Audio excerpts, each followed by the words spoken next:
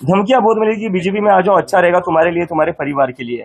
तो मुझे तो मतलब बहुत शर्म आती है कि इतने बड़े प्रधानमंत्री, इतने बड़े अमित शाह, उनके पोते की उम्र का मैं हूँ, उनके पोते की उम्र के बच्चों को इस तरह की धमकियां देते हैं। मतलब क्या क्या फायदा तुम्हारे इतने बड़े प्रधानमंत्री या गृह मंत्री होने का, अगर तुम्हें बच्चों को इस तरह की धमकियां देनी पड़ती है।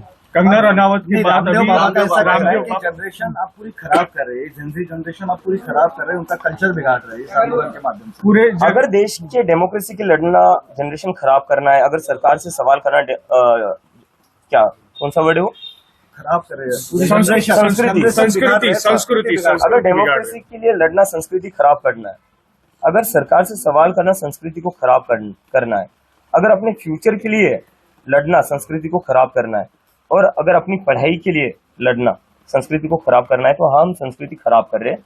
और मैं कहना चाहूंगा बाबा रामदेव जी से कि सर, पतंजलि के जो फॉल्टी प्रोडक्ट्स बन रहे हैं ना, वो जो खराब हो रहे हैं, पहले उस पर ध्यान दीजिए। उस पर तो सुप्रीम कोर्ट भी बोल रही है उनको बैन कर दो। वो जो आपकी खराब प्रोडक्ट्स है, पहले उस पर ध्यान दीजिए आप। संसद में कल जो है राहुल गांधी ने डिमांड की अमित शाह जी का इस्तीफा, किसके कहने पे गोलियां चलाई गई उसका जवाब मांग रहे थे, आप क्या कहें? मुझे लगता है इसका आंसर तो बहुत ही क्लियर है। अमित शाह जी के कहने पर ही गोलियां चली होंगी। दिल्ली पुलिस जो रिपोर्ट करती है वो अमित शाह जी को ही करती है, और अगर अमित शाह जी को इसका पता नहीं होगा तो फिर तो होम मिनिस्टर का फेलियर है। लेकिन वही बीजेपी की ओर से बयान आ रहा है कि किसी भी तरीके की गोलियां चलाई नहीं गई प्रोटेस्ट। पैलेट गन्स चलाई गई है, लोग अंधे हुए हैं।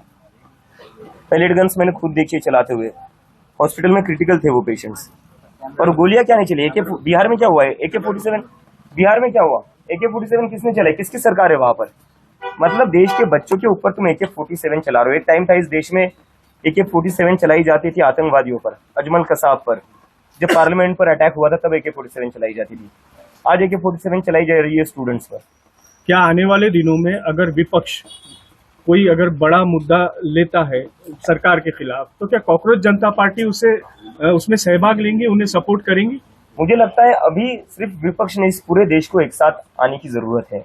इस देश में जो लोकतंत्र है, जो चीजें चल रही है, अभी भी क्या हुआ, हमारा प्रोटेस्ट खत्म होकर कुछ दिन ही हुए, सरकार ने आश्वासन दिया था कि किसी भी स्टूडेंट्स को तंग नहीं करेंगे, लेकिन फिर भी स्टूडेंट्स के घर जाकर उनको धमका रहे हैं, उनको डिटेन कर रहे हैं, उनको अरेस्ट की धमकियां दे रही है।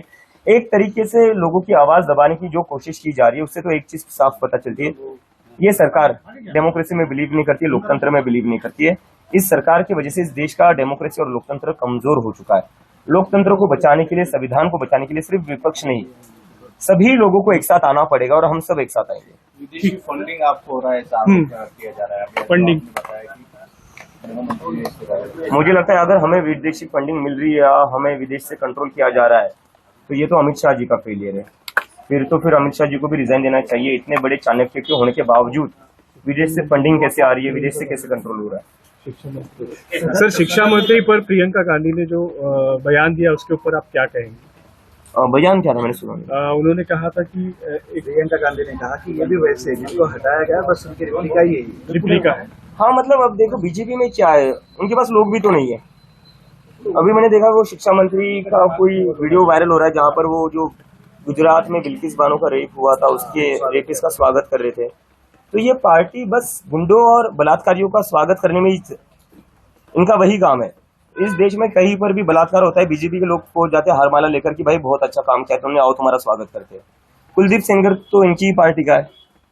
ये पार्टी में बलात्कारी और गुंडों का ही स्वागत किया जाता है और उनको ही सम्मान मिलता है, और बाकी जो हम जैसे नागरिक हैं, हम जैसे जो स्टूडेंट्स है, उनके लिए पैलेट गन है, उनके लिए लाठी है, और बिहार में तो AK-47 भी निकाल दी।